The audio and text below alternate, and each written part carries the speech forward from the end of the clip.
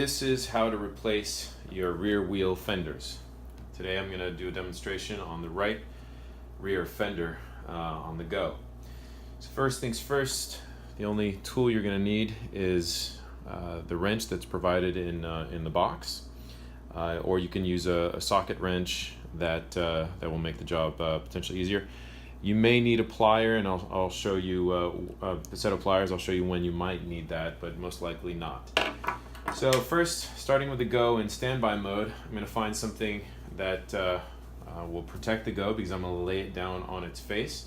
So I have a piece of foam here, and I'm going to set down the go face down.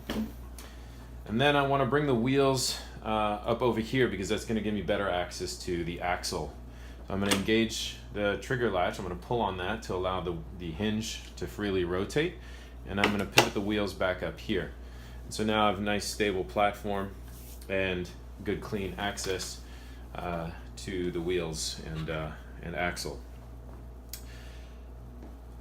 There may be the hubcaps, the rubber hubcaps on these, so remove that. I've already removed them on this unit. First thing I'm going to do is loosen this nut on the end of the axle.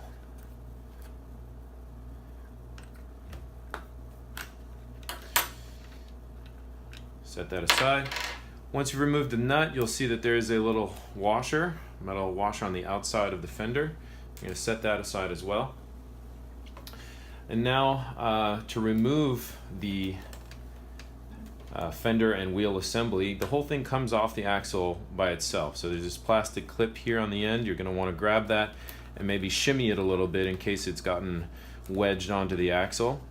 And this is where you might need a set of pliers. Here I've wiggled it free with my hands alone. But if it gives you a little bit too much resistance, maybe you can get some additional leverage by using a set of pliers on the outside and using those to wiggle the assembly off the axle. So again, I'm going to slide the entire thing off. And now I'm going to show you what this whole wheel and fender assembly looks like. So you have the wheel. You're going to set that aside. You may notice that this spacer will pop out, and this is a spacer that is a spacer between the fender and the wheel itself. So you're going to take that and set it aside, because you will need to reuse it. The fender itself comes with the other spacer attached as part of this motion limiter clip, which essentially restricts the fender position during ride and standby mode. So here's the naked axle. Now this is a fully functioning fender, and this is what you will be provided with as a replacement. So here we go for the reassembly. First thing I'm going to do is take the wheel and ensure that the outer rim is facing the outside of the axle, not the other way around. And the long spacer is for the interior portion of the wheel.